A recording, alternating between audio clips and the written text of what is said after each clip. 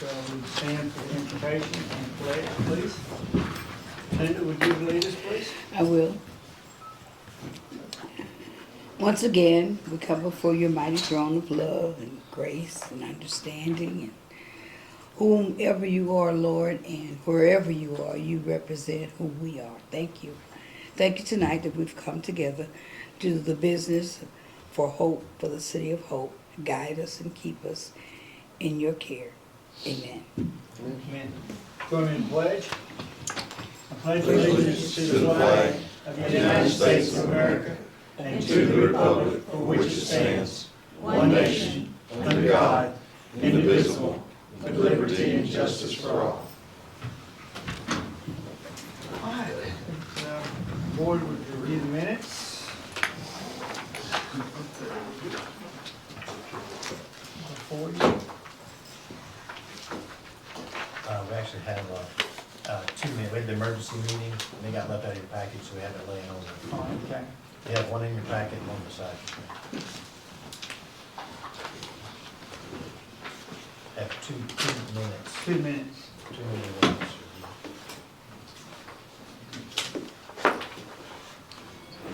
Review both minutes.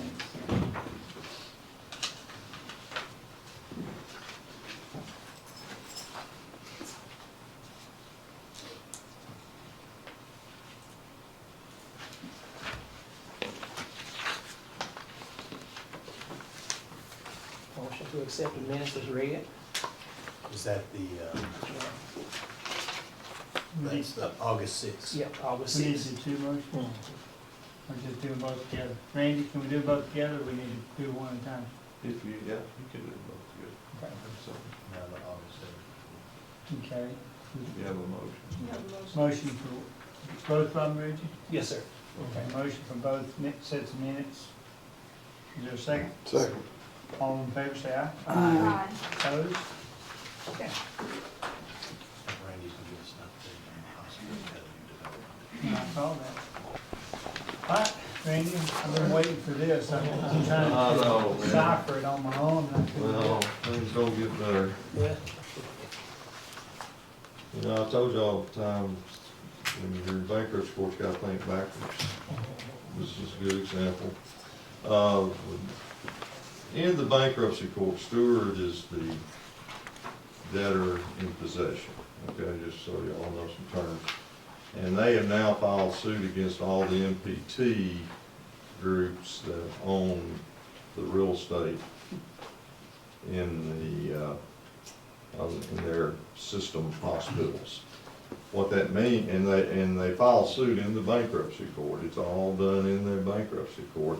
And they're asking essentially for the bankruptcy court order that MPT allocate whatever they sell these hospitals for, like here, to allocate for operations and personal property and real estate. So what that does is we don't have anything at this point for a lease, because the bankruptcy court's gonna get involved and they're gonna determine allocations of money. And we were just dealing with MPT, and now they're right in smack dab of the bankruptcy court. And it's not gonna be a quick deal. It's not good news, and maneuvering around how to do that. It looks like Steward now and their NVT groups are going to be fighting, and that's going to affect how hospitals are running. I mean, we're not, this really takes us to the back seat here for a while. It's not going to be quick. So, it's not good. You know, I'd like to say my first impression is, this doesn't look good. My second impression, not very good at all. And third impression, dadgum bad. I mean, you know, it's just, because we really haven't, we're gonna have to wait and see how we're gonna maneuver around this. And, so now the bankruptcy court does have some, control over what our lease is gonna have. So. So what does that do to day-to-day operations at the hospital? Yeah, the $1 million question. Yeah, what does it do? Where are the funds coming from to run the hospital, all the hospitals right now? Is there a bankruptcy fund or Well, who's actually footing the the bill? creditors committee is, you're kind of in a situation, usually in bankruptcy, if it's not a chapter 11, it's a trustee that's doing all that. But this is a chapter 11, so it's a debtor in possession, it's a group of creditors that Mhm. are running it, basically, so. Don't know how they may be able to get some funding, maybe not, I don't know. But basically, I think what the debtor here, Steward, wanted was, hey, MPT, we want some of the money you're getting. And so you're gonna have to allocate it, so he's throwing it in bankruptcy court to make that decision. But that would slow down everything we're doing. One little history, we was trying to do our part before it went Yeah, into here. yeah. And we didn't get out of the pool before it happened. Yeah, and you know, unfortunately, or fortunately, if we had a, it could still, they could have pulled it back in. Oh, really? Yeah, Okay. I mean, you know, when there's a possibility of that. Boy, it didn't went that Yeah, back. yeah. So this might be, there may be some silver lining out there that this might allow us to actually get a good contract. Okay. But, All right. yeah, that's, Time will tell. yeah, yeah. Good news. I appreciate everybody that's been working on, I Yeah. mean, this has been like, my goodness, there's no telling how many hours we've spent, and how much legal time this has trying to get to this point, so. There you go, okay. Any questions before we move on? Okay, there are. Yes, sir. The last meeting, we brought to y'all a request from the mayor of the city of Bodcaw, Kimberly Hernandez, and she was requesting that a single employee of their city be allowed to be placed on the municipal health benefit plan for the city of Hope. The reason this would even have to be done is because the Arkansas Municipal League will not allow a city to have a health plan through them unless they have at least 3 employees. And because Bodcaw only has the 1 employee, they don't qualify for the plan. And then, as we told y'all last week, that's why they were making the request that they be placed on the City of Hope plan.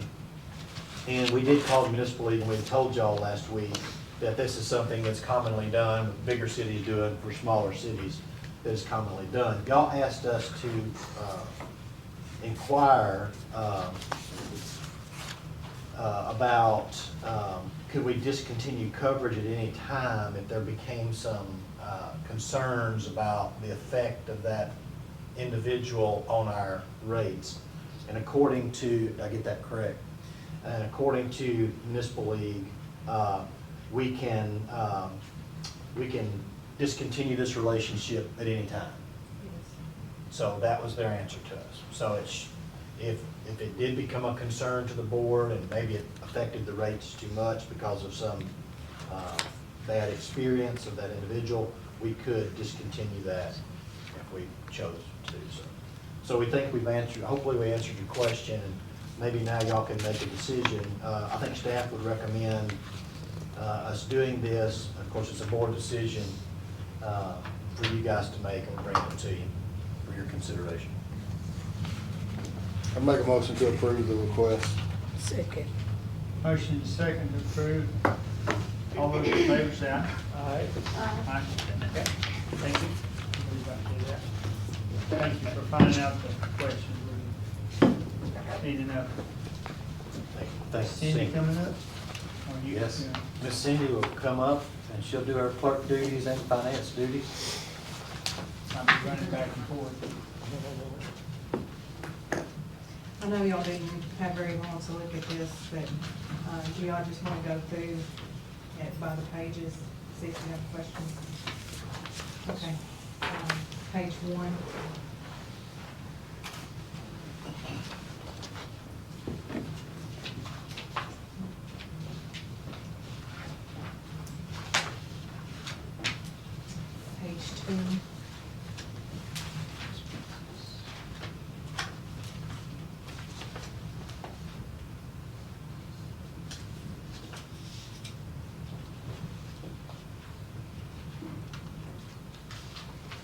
3.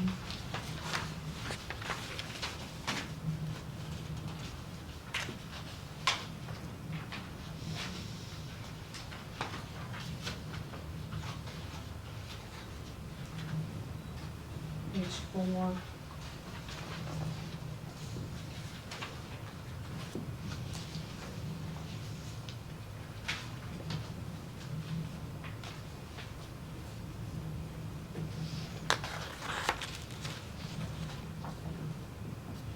Page 5.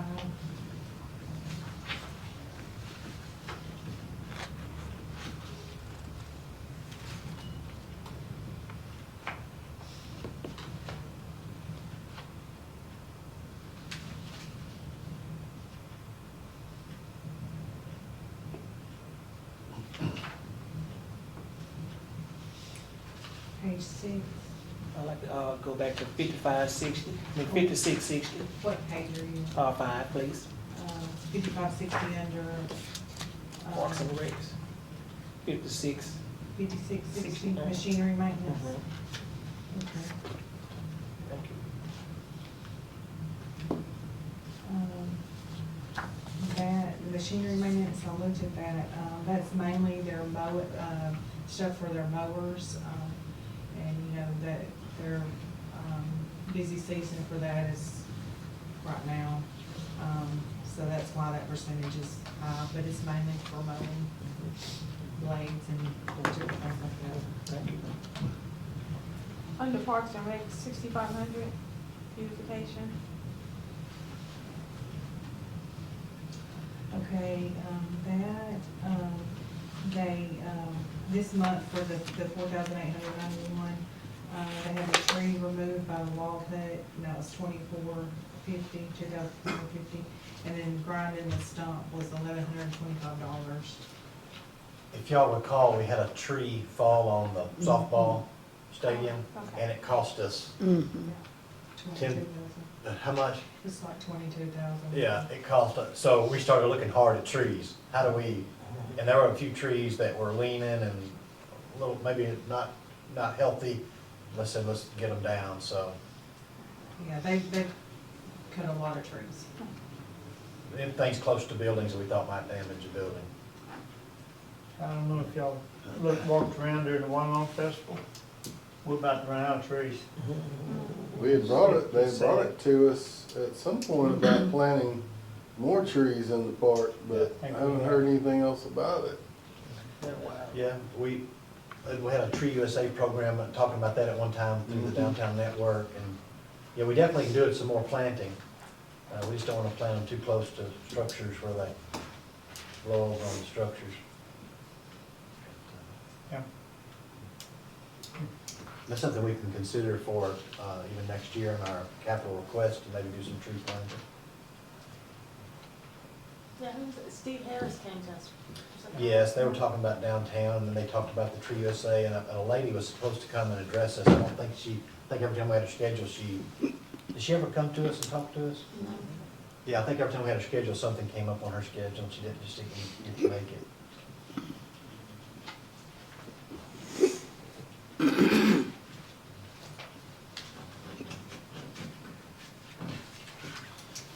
Page 6.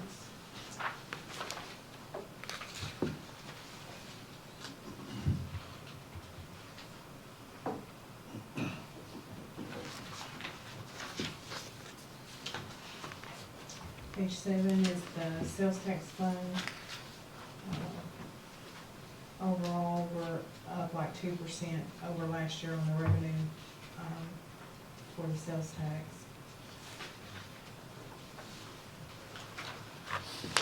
Page 8 is capital outlay.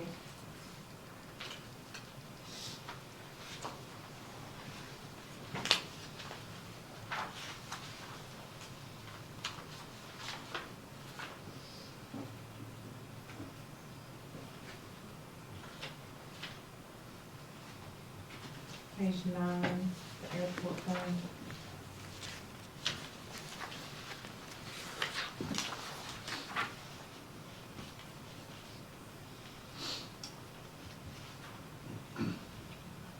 I like 4530, that's I like that revenue. Yeah, Must that's be the the timber. timber. It is, Yeah. it's the timber. Keep that going. I think Daryl said they've slowed down now, but they'll be coming back to do a little bit more.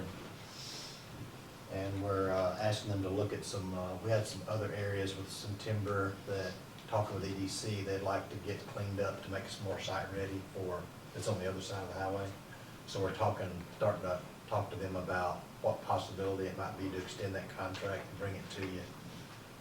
If they could do that as well, but there's still more to come, so.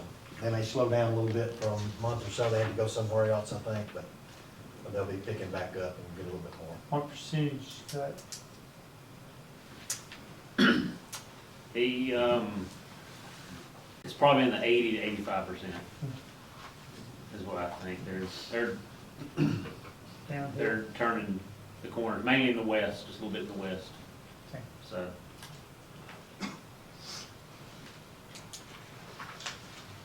Page 10 is the street fund. And I will say this about the street fund. We're expecting money from the Sixth Street project for the state to give us back money. You'll see in that 5635 that we spent $328,000. And I think we're supposed to get around $300,000 in it. Well, I talked to them last week, we may even get more, because it turned out that they didn't spend, there's some savings on the other side of the equation, not our side of the equation, but Belt or whatever that name of the company was, they didn't spend quite as much money as they, so we may get some of that back too. So we'll see, it's gonna come, I think, pretty close. And then we also have about $300,000 that still that we can move from sales tax. So I think at the end of this, I think it will look a whole lot better than it looks right now.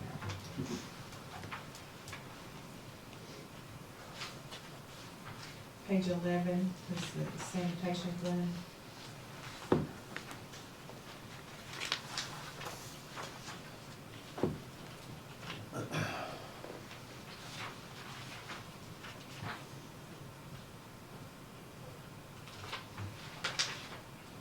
Page 12.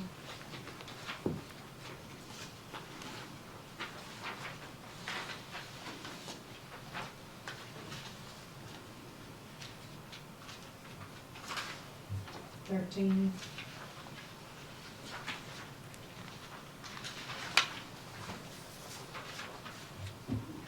14 starts the wastewater. I'd just like to point out on that, Cindy, on the 4350 on the revenue, sewer service revenues, you notice how that's doing pretty well. And, you know, our rate increase started May 1st, so we started realizing that increase in the June, but we get the money a month later. So the 2 months of increase are in here.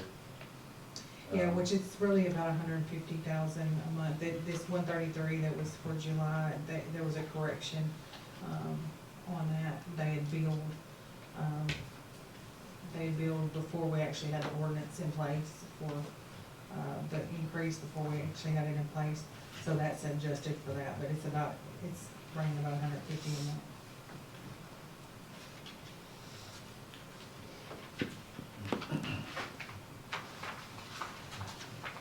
Page 15 is just the end of the wastewater. And then page 16 is just the ARPA fund, which we're closing that. We do have a little bit of interest still in that account, like I think $2,500 that we got after I moved the money. But we'll be closing that. So that shows a negative? Yeah. I think And that's previous year interest. Like if I did this statement for the whole time of that, it will be zero. Okay. Well, actually, right now it'll show 2,500 because I haven't moved the 2,500.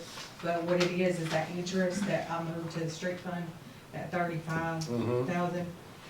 If you notice, there's only 17 that's in this current year. 18 of it was from prior year. Okay. So that's why I Previous year showed it. interest, yeah. Yeah.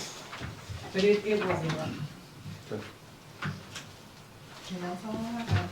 Yeah, I got one question I'd like to ask on page 4, on the fire Now, is this the 5530, is that like the major trucks? Is that like the big trucks, or is that like the vehicle repair and parts? And that's mainly big truck repair. That's not his truck, that's the fire truck. That's the fire trucks? Yeah, and, he had to replace the compressor, which was about $2,500, and then something was wrong with this pumper truck, and it was over 5,000. Okay. I'd like to pause right here and tell the board, we're really taxing our fire trucks right now. I see them every day, you know, they go out every time there's an ambulance call.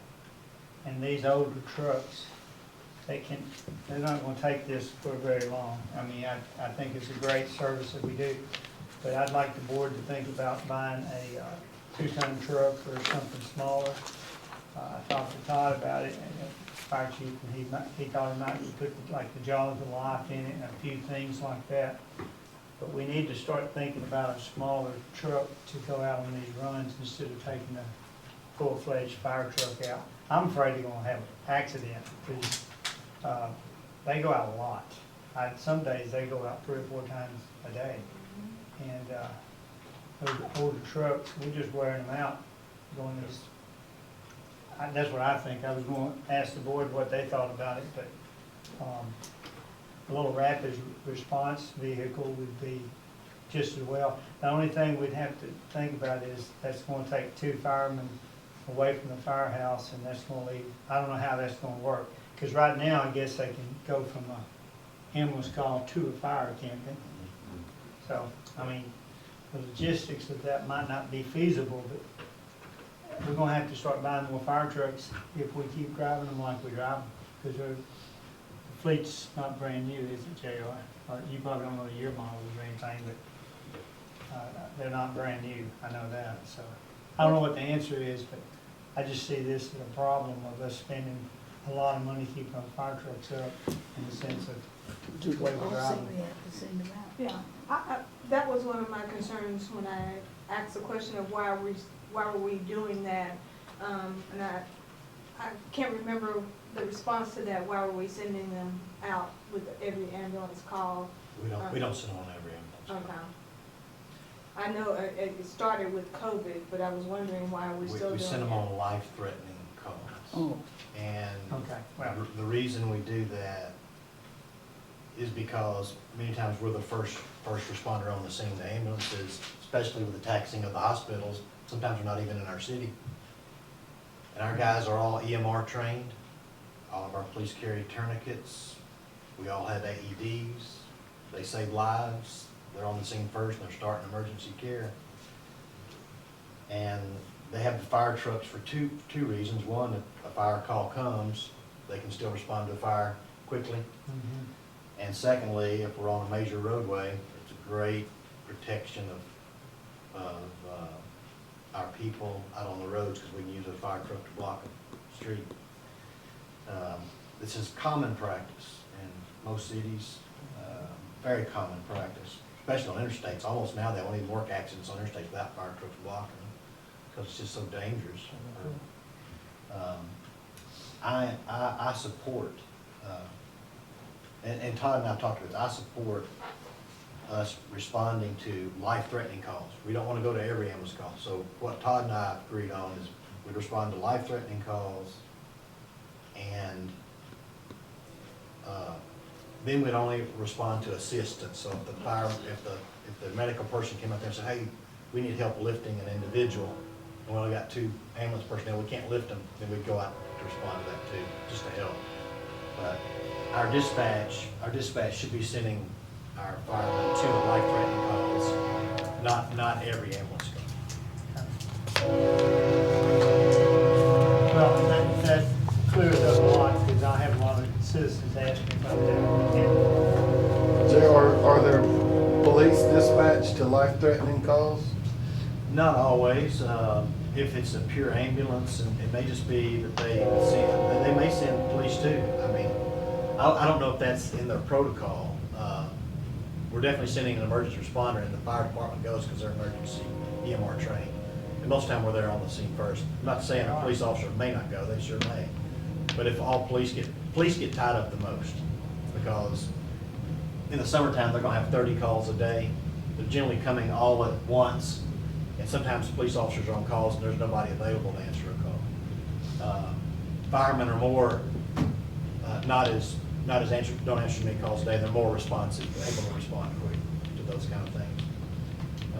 But all of our emergency personnel, when there's what we call a priority one call, threat to life, priority one call, all of our officers and firemen, all of our public safety people, we have a very quick response time. Within 3 minutes, we're probably gonna have somebody on scene. Either stopping the bleed, dealing with somebody who's out of control, hurting others, and so we have great response times. I see all that as a plus. I understand the concern with the vehicles and the assets. But on the other hand, you know, what you just can't put a price on life, and sometimes seconds matter. That'd be my position. Okay, I just wanted to get a little bit of clarity, because, like I say, citizens asked, and we need to have answers, so that's good. I mean, I agree with you, if it's gonna save somebody's life, because there's nothing worse than being in a situation, waiting on an ambulance, and they're out of touch. Yeah. You want somebody there that knows something about something, so. And I'll just say anecdotally, our police and our fire, you know, sometimes our police are the only police on the streets in Hempstead County at certain times. State police, they're not 24 hours. They're on call from home. Same thing with the county. They're on call from home at certain hours, but our police are always on the street. And they're able to respond, sometimes even out in the county, and save a life. We had that happen just a couple of years ago, went to Washington, Arkansas. Our officers were there first before anybody got there and saved a life. A very dangerous situation, and guys applied tourniquets and saved a guy. I mean, I just think it's a great thing myself. Okay. Just one little picture. Well, that's, yeah, I just want a little clarity on how we did it and what we did. Any questions from the board? All right. We'll move on. Thank you, Cindy. Thank you, Cindy. She does a great job. Yeah. Both jobs. Can you get one more in there? I was telling her today that, you know, it's hard to say City Clerk Cindy Clark. I'm so used to it. Yeah, I'm tired of that. All right. City manager report. I thought I'd have Daniel come up to the podium. Since you hadn't been here. That's right, he'd have the Watermelon Festival report for you Man, guys. see. No, I spoke to all the department heads in the Chamber of Commerce, and everybody went, yeah. It was good, reports from across the board. The weather was great, and I think, you know, it was a great turnout. I talked to Christie at the Chamber, and so there's 3 sets of parkers for the cars for parking. Only 2 of those have reported numbers so far. So she doesn't have the final attendance on the event yet, but she said the 2 that did report, there's a slight increase from the previous year, so that's good. They sold over 1,000 tickets for the concert, which was really good, and she said that was also maybe a slight increase from the previous year. So that went well. They sold out of one of their t-shirts completely, and the other t-shirts sold very well. Kiwanis sold out pork dinners. How many did you say? 500 and something? It was over 400. But Over 400 something dinners they sold out of. 107 softball teams played in the softball tournaments. Over 500 at 5K. Ran a 5K this year. 93 participants in the car show. Had 42 participants in the fishing derby. And Senator Steve Kroll won the politically correct watermelon eating contest. And Tyler Atkinson won the overall grand champion watermelon eating contest. So the only problems were pretty limited this year. One unrelated kind of police report was a minor fender bender happened on private property, somebody parking cars in their yard for the festival. So it hardly counts as really a festival related, nothing big happened, no problems there. They had deer on Kelly Field was a problem, interrupting softball games. Yeah, so the players apparently shoot it off the field and come back a couple times, but they finally convinced it to go on its way. And then there's lots of trash, so that's a good thing though. That means people are coming and they're using it, and it's a well-attended event. So all positive comments. I've, after talking to everybody, I've not heard anything negative. So I think it was a great showcase of teamwork across the city and the chamber and so forth. So that's all I got. Thank you. Speaking of trash, I think Summer's already mentioned we may need a couple more people to help empty trash cans and things like that next year. So we'll address that. Thank you, Daniel, appreciate it. Just to let you know, our landfill remediation plan is still moving forward. It's in DEQ review. They've asked a few questions of our engineers. We've responded to those questions, and the engineers want to speak to me later this week. And I'll see what they have to say, and I'll report back to you guys. So, but that is moving forward. Just want to remind you, it's going to be probably in excess of $500,000, and that's not a funded thing. We don't qualify for the closure, post-closure, that's been denied. We made that appeal, that was denied. And we don't know of a funding source for it, so it's gonna be something we're gonna have to consider, maybe even consider a rate increase to cover it, but that'll be a little bit down the road. We can talk more of that, and we can get you the numbers. I wanted to let you know RDOT did approve the memorial sign request, so we'll be ordering those signs that meet their specifications. We'll be placing them in the locations they tell us to place them.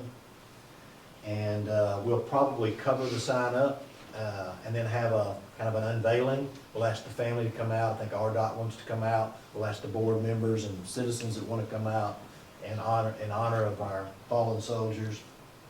And we can then kind of like have a little ribbon cutting with the mayor, saying a few words, and that'd be real nice. So we'll keep that. I'll keep you informed of when we get ready to do that, and we'll try to make sure it meets y'all's availability. As y'all know, we talked about funding the marketing video for the Hope for the Future project. So that's kind of a done deal already. We're moving forward on that. That's hopefully that video will be done by the end of August, 1st of September.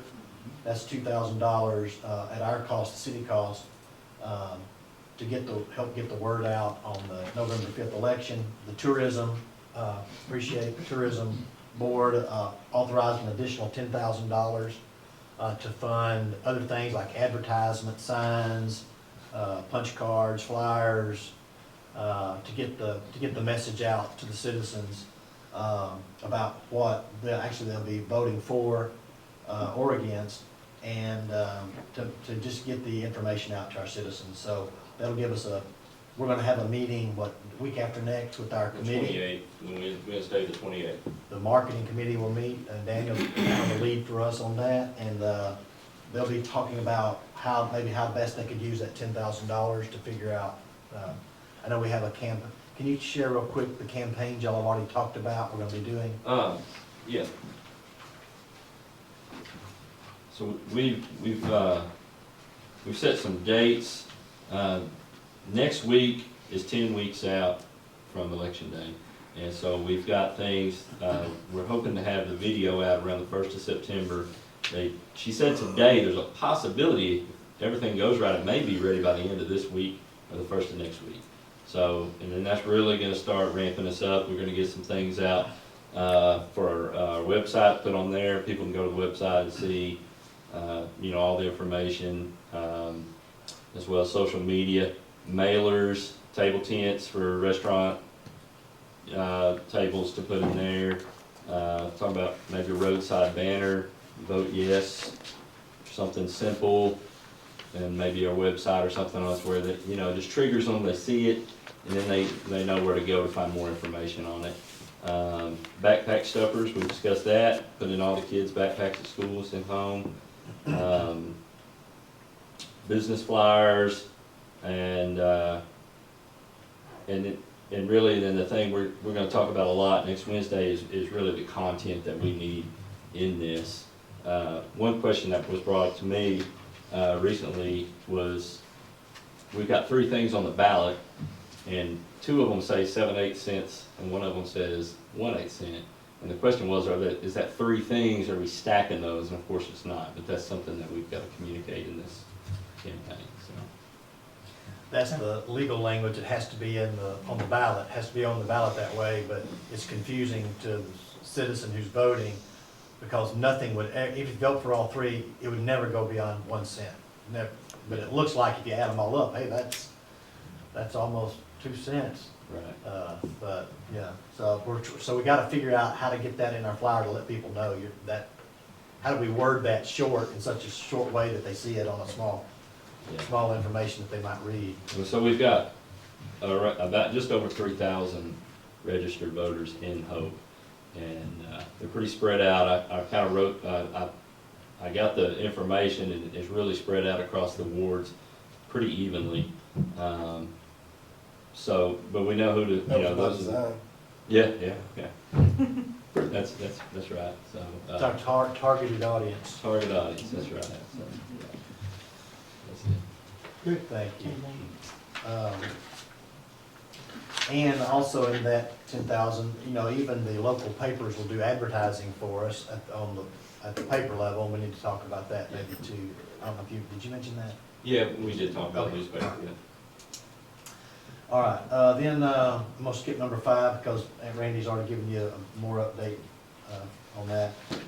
Pocket Park Award, Summer put us in for an award at the Parks and Rec convention, or yeah, and I think we've won an award for our pocket park.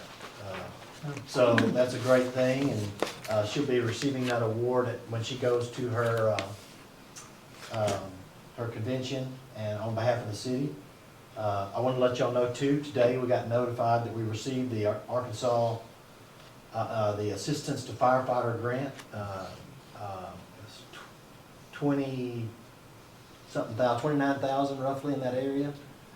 And that was what y'all let us make an application for, to purchase thermal imaging, 2 thermal imaging units, newer ones, we have older ones, or the newer model thermal imaging, and also gas monitoring like carbon monoxide, so we can come in and test homes and things of that nature. So we'll be, I don't know if y'all want to do a formal motion to allow us to accept that award that came to us today. If y'all want to do that, if y'all want to do a motion right now, we'll accept it, and we'll move on to purchase those items. All right, there's a motion to accept the grant. So moved. Second. All those in favor say aye. Aye. Opposed? Also want to let y'all know, we got a letter from Municipal League Defense folks on the Kroger settlement. Y'all remember sometime back, a couple of years ago, we agreed as a city to lump ourselves in with the settlements for the opioid crisis. Well, another one of those issues came up with another vendor, Kroger, and Municipal League has requested us to settle. And since we'd already made that agreement as a board, I went ahead and signed that settlement, sent it off. And so all the cities that were part of the original settlement, we're signing those documents and sending them in, so they just have for their legal files, and they can prove that they have the right to settle that in the same way they've settled the other matters. That was requested by the Municipal League, and so that's taken care of. I just wanted to let y'all be aware that that did come through. And there may be others in the future that happens this way too. Also want to let you know that Carl Connolly approached me. He's going to be retiring probably by October. So we'll be looking for a person to lead our building services and code enforcement programs. And I have some thoughts on that I'll discuss with the mayor, and then we'll kind of move from there. Landfill is experiencing numerous problems this year with equipment. One is our 20-year-old dozer. It's quit working again, and it's gonna be a $20,000 plus bill to get it working, and then there is the thought that we're going to replace the undercarriage for around $80,000. And next year, that's $100,000, that's probably a third of the cost of a new dozer, or 25% of the new dozer. So we're looking at options to maybe borrow the street dozer till the end of the year, limp through the end of the year, so we can get something in our budget to maybe purchase a new dozer next year. If that doesn't work out, we're looking at maybe cost, or what would it cost us to rent a dozer for 4 or 5 months until we could limp through the next year. If, if none of these things prove out to be possible, we may have to come to you with an emergency request, maybe to purchase a dozer, or y'all may just say, JR, I'll just need it fixed. But my concern is if if it's $20,000 plus now, and then the undercarriage goes out, and we may have to spend another $80,000. And we've already spent $150,000 on it in the last 5 years. That was 5 years was the length of that time. So in the last 5 years, we spent $150,000 on it. It's just 20 years old. Getting to be on its last leg. And it's used every day. Yeah, and that dozer's used every day. I mean, it's not like it's used once a week. Yeah, and we've been talking with streets, and we may do a different strategy on streets, not to carry as much equipment in streets. We've been carrying a large track hoe, we've been carrying a dozer, and we've been carrying a mini track. But what they really use is the mini track. They don't really use the large track hoe, except for a couple of months out of the year in the summer. And it may be a better thing that we just rent one. In fact, we're renting one this year to help us do our job. It may just be better that we not replace track hoe for street department, and I think Kenneth's good with that. We could just lease it out as needed and be far cheaper. And then also on the dozer, he doesn't really use a dozer much. Like I said, we use that Mini X. It's what he uses on a daily basis. And so we make it cut costs in one department and have a little more costs in other departments to have better equipment. And we always share equipment if something comes up on a daily basis. If something just happens for a day, landfill will let street borrow a dozer for a day, and vice versa. We do the same thing. So, there may be some things we can think about and do a little bit Is better. it the same size dozer? No, it's not. So I this think it's this dozer won't, but we might could limp through with it until the end of the year. But no, it's not the same size dozer. And we'll need a bigger dozer when we go to buy the new one, but we can make it for a few months on it. Or we could rent one for a few months and make it. Did we get our trash trucks back, or are they still out? One of the trash trucks should be back soon, and another trash truck, One had to have the inside rails replaced, so I Yeah. know it was a little more expensive repair, yeah. But I think he told us one should be back fairly soon. I believe so. But he told me, today when we were talking to him, he was saying, look, the trailers are working good and the guys are doing a great job with it and not having any issue. And a reward for them, because they do a little extra work. They still do it it's quick, but for the little extra, in fact, they do it a little quicker. But before the extra work and being out on the extra labor, we give them a little time off each day. Let them, when they get through the routes, we let them go home and cool off and benefit that way. So I think it's worked out okay with the workers, but we definitely want those trucks back. We're working hard to get them back as quick as we can. So one's got a bad rail, what's wrong with the other one? I can't I don't recall. It was the one that was in the accident. Oh, the accident, I yeah. think it's supposed to be this week. Okay. It's supposed to be back. No, he said they found another Oh. bearing in the motor, another $3,000 to fix on that, Yeah. so. From the accident, so I mean, it'll be Yeah, But- Insurance? yeah, it'll be part of insurance, but it's another delay in yeah. fixing. So, Well, so we deal with these kind of problems on a daily basis. We run from one problem to the next. We're trying to do our best. And the last thing we're working on finalizing is the park master plan. So it's almost finished. We've had a few questions. We're gonna have a meeting on it Wednesday. We're gonna sit down and look at the plan and not the plan itself, but the product to explain the plan. They had some things messed up. We're reading through it just to make sure it's accurate and not misleading. of what was agreed to, so we're pouring through that. And, we're gonna need a mayor's letter. Did you get my email on that?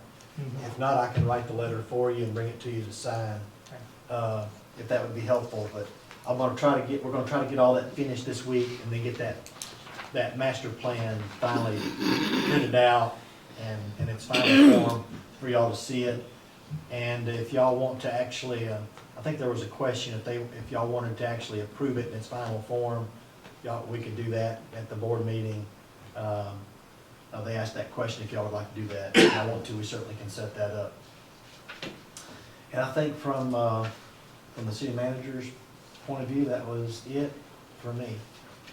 Is there any word on the striping for Sixth Oh, I Street? meant to bring that up. Yeah, so that was supposed to happen on the 17th. Obviously, it didn't. I talked to Kenneth today, because when I first came home, I got in at midnight. And I said, I'm gonna drive down that street to see if those stripes, they weren't there. And so I talked to Kenneth, and he's been trying to call them, and they're not answering us. They did tell us the last time we communicated, they thought they'd be there on the 17th, they've been running behind. Now they're not answering our calls, so we just think they're behind. It's the same group that the state uses. And we've been calling them, leaving them messages, and I've told Kenneth, just keep calling every day. Just keep calling until we can get some. But I'll let y'all know as soon as we know something. I think it will happen. I just think they've probably run into a problem, crunch time, like what happens with construction. And I think it'll eventually happen, but I'm sorry. I'm sorry it didn't happen for the Watermelon Festival, number one. Then I'm sorry it didn't happen when I told y'all it was gonna happen right after the Watermelon Festival. I just don't know what to say. We'll just stay on them as quick as we can and make it happen as soon as possible. That's all I can really tell you. It will happen. It will happen. But it is Sixth Street. If you've been in government long enough, it will happen. It will happen. No timeline. And I apologize again. We're doing everything we can, and we're communicating on that, and I apologize. All right. Yeah. Anything from the board before we go in? Yes, I'd like to ask, how do Christie determine who comes in here for a concert? And I think that we should be added in there before she make her plans, because you get a lot of the young people with like stuff like the street dance, et cetera, for the young people. We're getting a lot of calls, or I'm getting a lot of calls on that type of thing, that they would like for the kids to be able to do something like we did years ago.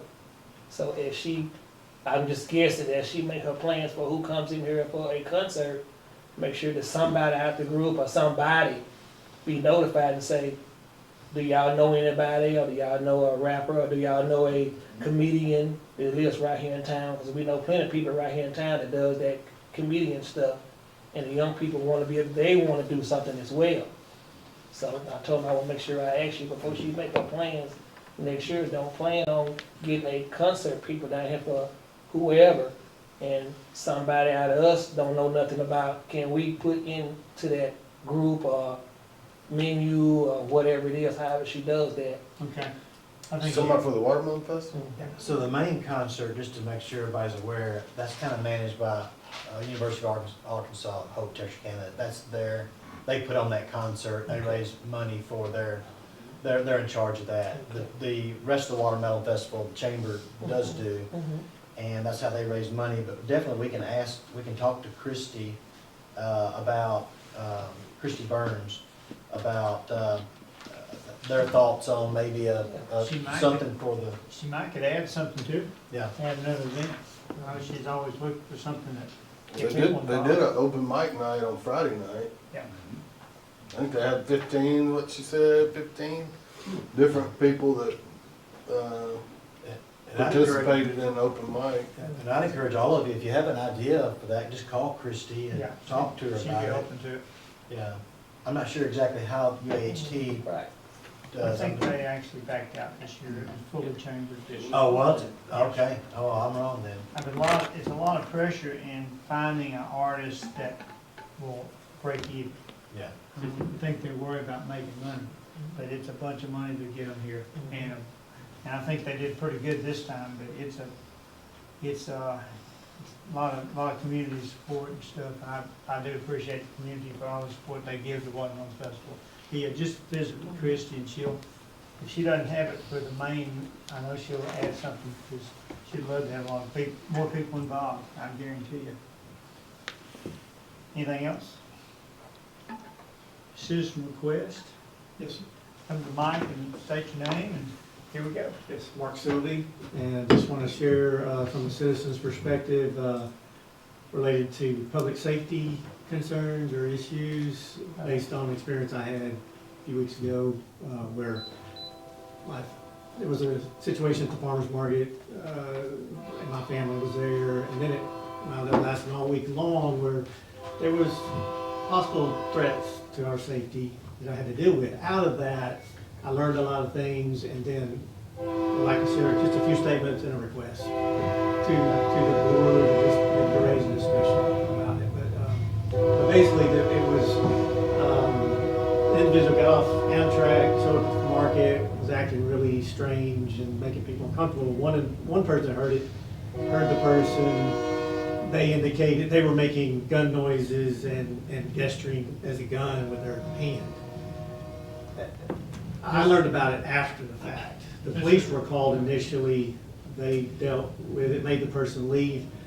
I found out afterwards, when I learned about he was making indications of a gun, and he had a backpack with him, which really alarmed me. That the police were not told any of that information. And so when I learned that they were not told, I called and reported that, and found out that he had been made to go down to the train station, caused problems down there at a business, and was arrested. Spent 2 days in Hempstead County Jail. Was released on Thursday. And at that point, as far as I know, I don't guess they found a gun. I don't know that specifically, but it was concerning to us. When he was released, he winds up walking by foot down 32 highway to Bodcaw area at sundown, where my house is, where I live. And then we had to deal with that, where he's walking around our streets, and we're having to wonder what we do. And we alerted neighbors just to be aware.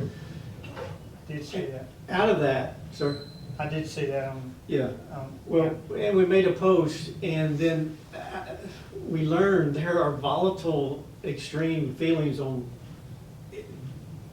different perspectives on this. And from, we were concerned about public safety, it's just legitimate concern, but there was some that said, hey, well, I'm going out, I'm gonna hunt this guy down.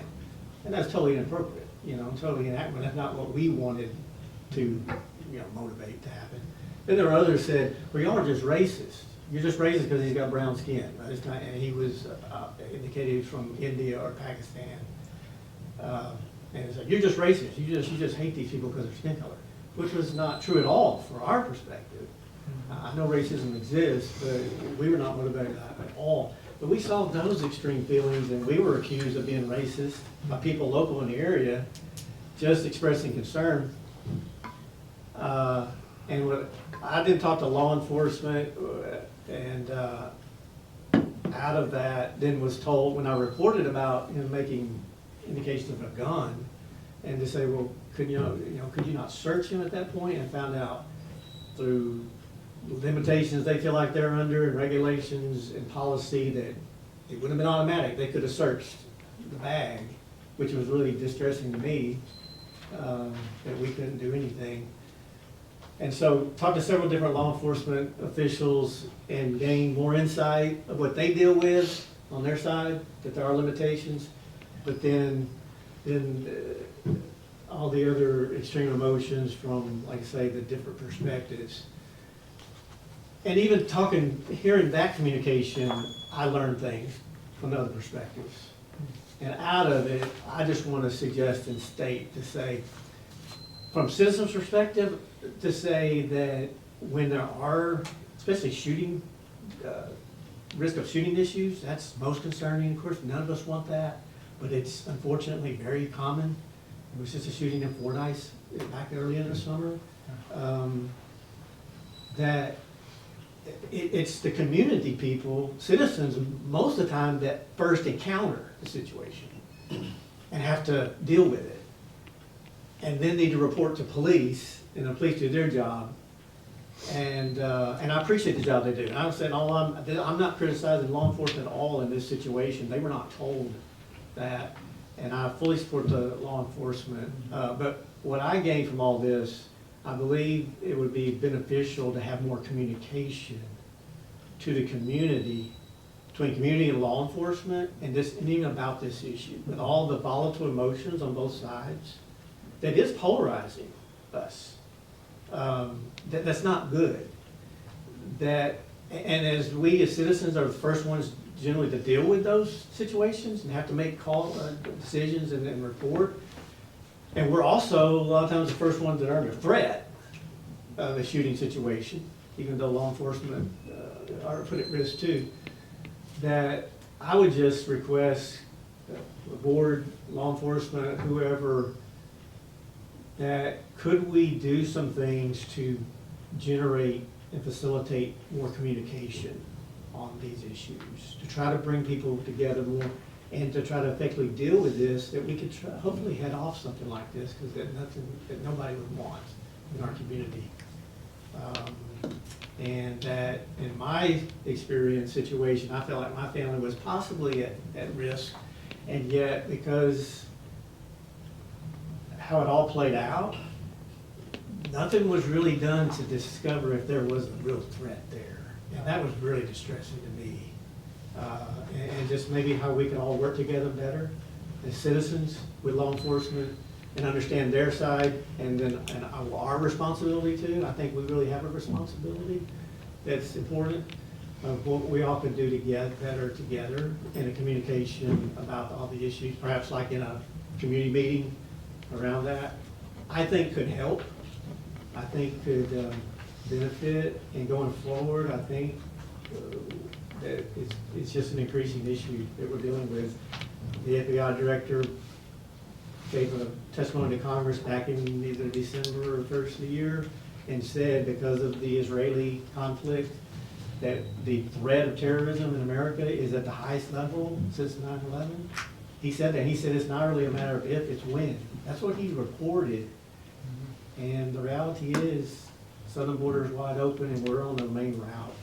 And I would just raise an issue of could we have some more, could we facilitate discussion about it, communication, where we could try to be as prepared as possible, because nobody wants a loss of life. I think you'd be interested, Chief could probably tell you, this is not the first encounter we've had like that. We had one by our building too. And these people, until they break the law, you really can't do anything with them. I mean, they got rights too. Right. So it's 22. I mean, Right. but you're right, the citizens are the first one on the scene. Right. But it's just a hot topic right now. Yes, and I thought it could help with all the different emotions on both sides. If we communicate, it could help, I Well, think. Mayor, please clarify what you mean by these people.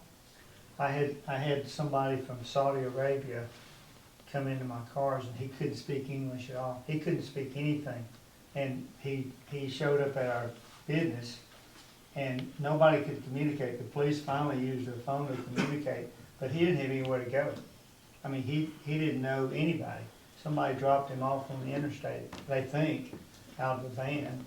And, I mean, he was in Hope, but it was just a sad thing because we couldn't communicate with him and he didn't have anywhere to go.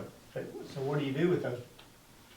I hate to say those people, but it's one of those people. I mean, I don't know, he didn't have any, I don't even know what, I think he finally walked on the 67. I see him get out of jail. I see him, we bring him in and I hate to keep saying these people, but persons, and I see them walk by the shop and they stop at 67 and they look both ways and then they decide which way they're gonna go. 'Cause I can tell when they don't know. I mean, it's just homeless people that are lost. A lot of people have problems, and there's an increase of that, of homelessness, and a lot of them need help. We need to try to help, but there's also the first concern is public safety that we have to deal with too. Yeah, it's just a problem in America right now Yes, with people. in our community, and I thought communication maybe between religious organizations, community, law enforcement could help. I just wanted to raise that suggestion. I think we're trying to work through it. If you have the answer, we'll vote for you. Sure will. But thank you for bringing it up. I tell you what, that's a situation that we all run into. And I want to make clear, I appreciate our law enforcement. I believe they all deserve pay raises and that we all need to work together. Okay. All right. Anyone else to speak to the board before we dismiss? All right, we dismiss. You go ahead and say it, please.